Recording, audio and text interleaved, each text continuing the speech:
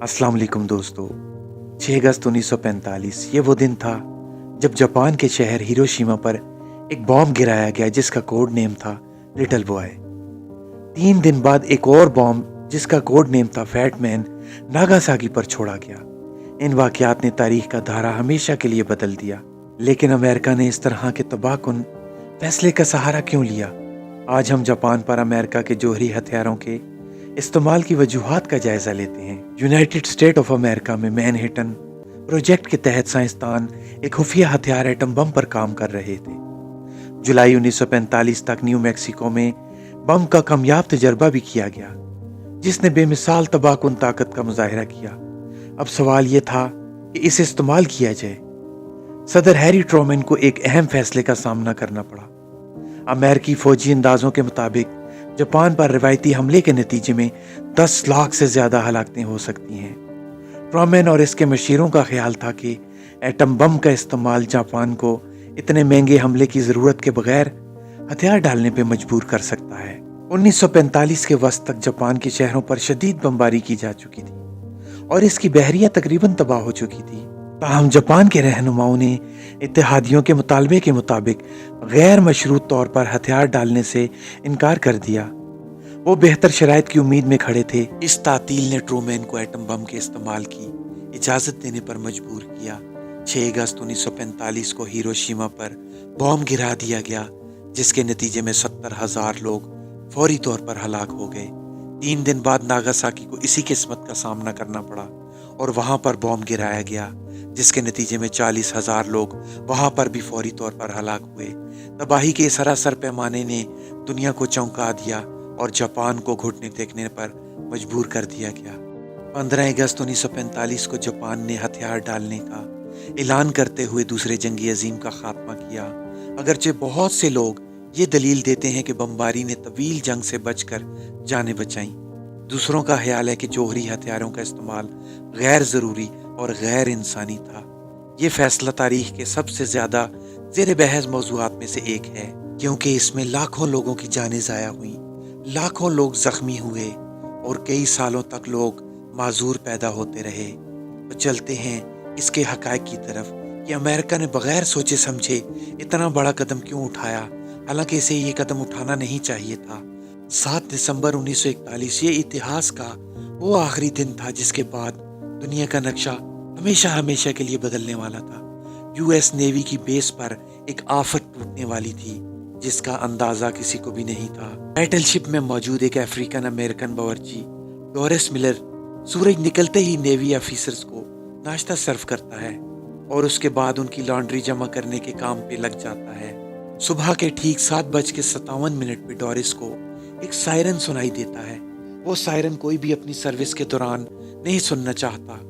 वो फौरन बाहर निकलता है और ये देखकर हैरत ज़दा रह जाता है कि पूरा आसमान जापानीज बॉम्बर एयरक्राफ्ट से भरा हुआ है। पलक झपकते ही पूरी नेवल बेस पे क़यामत टूट पड़ती है क्योंकि जापानीज एयरक्राफ्ट ने चुन चुन कर अमेरिकन शिप्स को तबाह करना शुरू कर दिया। ये हमला यूएस की पर्ल हार्बर बेस पे किया गया था। इस कहानी की शुरुआत 1941 में होती है जब अमेरिका ने चाइना को बचाने के लिए अपना सब कुछ दांव पे लगा दिया था। जी हाँ, इस चाइना को जिसके खिलाफ अमेरिका आज खुल के बोलता है। वर्ल्ड वार 2 को स्टार्ट हुए 3 साल गुजर चुके थे जिसमें एक साइड पे जर्मनी और इटली थे जबकि दूसरी साइड पे ब्रिटेन, नेदरलैंड और फ्रांस थे। इस जंग में अमेरिका का कोई हिस्सा नहीं था। अमेरिका पूरी तरह से न्यूट्रल था क्योंकि वर्ल्ड वार 1 में होने वाले नुकसानात की वजह से अमेरिका खुद को यूरोप और एशिया में होने वाली जंगों से बिल्कुल अलग रखना चाहता था। लेकिन एक मुल्क था जो अमेरिका को मुसलसल सताए जा रहा था, वो था जापान। जापान के पास नेचुरल रिसोर्सेज कम होने की वजह से वो अपने आस पड़ोस के मुल्कों पे धड़ाधड़ कब्जा जमा रहा था ताकि वो अपने नेचुरल रिसोर्सेज की डिमांड पूरी कर सके। कोरिया, ताइवान और चाइना के बड़े इलाकों पे जापान कब्जा कर चुका था। पैसिफिक ओशन में ही जापान के करीब फिलीपींस, इंडोनेशिया और मलेशिया पर भी इसकी नज़र थी। लेकिन मसला ये था कि मलेशिया ब्रिटिश कॉलोनी थी, इंडोनेशिया नेदरलैंड की और फिलीपींस न्यूट्रल रहने वाले अमेरिका की कॉलोनी थी। इन कंट्रीज़ को जापान का दूसरे मुल्कों का कब्जा करना बिल्कुल भी ठीक नहीं लग रहा था क्योंकि जापान के पीछे असल में ہٹلر کا ہاتھ تھا اور ہٹلر برٹن اور امریکہ کا دشمن تھا۔ جاپان کی یہ حرکتیں دیکھ کر جولائی 1941 میں امریکہ نے جاپان کو آئل دینا بند کر دیا۔ جاپان کے پاس خود کا آئل نہیں تھا، بلکہ اس کی ڈیمانڈ کا 80% آئل امریکہ سے ہی امپورٹ کیا جاتا تھا۔ امریکہ نے اس کے سامنے یہ کنڈیشن رکھی کہ پہلے اسے چائنا میں اپنا قبضہ چھوڑنا پڑے گا، پھر جا کر اس کو آئل ملے گا۔ جاپان کے لیے یہ بہت ہی مشکل فیصلہ تھا۔ ایک طرف اگر وہ چائنا سے اپنا قبضہ چھوڑ دیتا تو پوری دنیا سمجھتی اس نے ہٹلر کی سپورٹ کے باوجود امریکہ کے سامنے گھٹنے ٹیک دیے۔ دوسری طرف آئل تھا جس کے بغیر جاپان کا ہولڈ ویسے ہی کمزور پڑ جانا تھا۔ جاپان نے فیصلہ کیا وہ چائنا سے اپنی فوجیں واپس نہیں بلائے گا، بلکہ اندر ہی اندر اس نے پلان بنایا کہ وہ آئل کے لیے انڈونیشیا پہ قبضہ کرے گا۔ لیکن یہ کام اتنا آسان نہیں تھا۔ انڈونیشیا پہ قبضہ کرنے کے لیے، جو کہ اس وقت نیدرلینڈ کی کالونی تھی، وہاں پہ پہنچنے کے لیے ضروری تھا پہلے فلیپینز پہ قبضہ کیا جائے، جو کہ امریکہ کی کالونی تھی۔ جاپان کو پتا تھا کہ اگر اس نے فلیپینز پہ حملہ کیا تو اس کی جوابی کارروائی پیسیفک اوشن میں موجود امریکن نیول بیس پرل ہاربر سے کی جائے گی۔ لیکن کیونکہ جاپان کے پاس آئل ریزروز تیزی سے ختم ہوتے جا رہے تھے، ان کے پاس حملہ کرنے کے سوا کوئی آپشن نہیں بچا تھا۔ فلیپینز پر نہیں، بلکہ پرل ہاربرز پر۔ جاپانیز ملٹری لیڈر نے فیصلہ کیا کہ وہ امریکہ کی پرل ہاربر بیس پہ ایک سرپرائز اٹیک کر کے پوری بیس کو ہی اڑا ڈالیں گے، تاکہ اس کے بعد جاپان آسانی سے فلیپینز پہ قبضہ کر سکے۔ جاپان اب چپکے سے پرل ہاربر بیس پہ حملہ کرنے کی تیاری میں لگ چکا تھا۔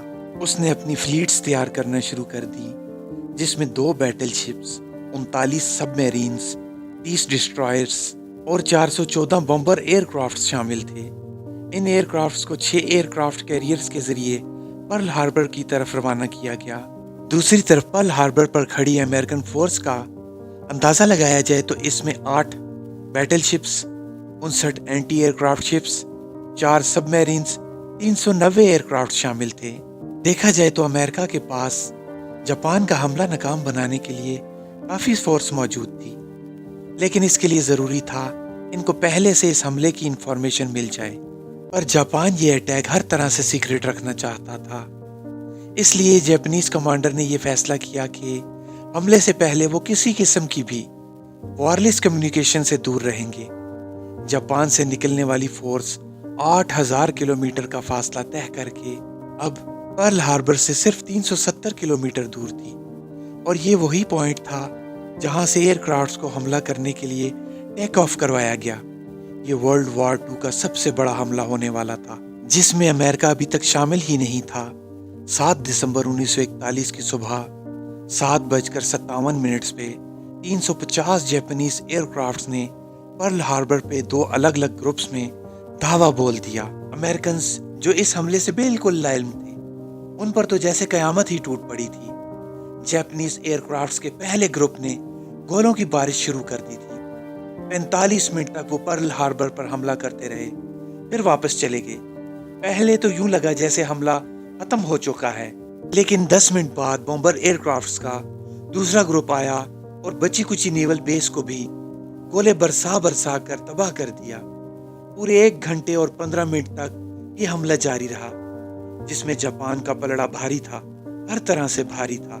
امریکہ کی 20 ویسلز، 8 بیٹل شپس، 300 سے بھی زیادہ پلینز کو کھڑے کھڑے تباہ کر دیا گیا تھا۔ زمین کو جیسے آگ اور آسمان کو کالے دھواں کے بادلوں نے چھپا دیا تھا۔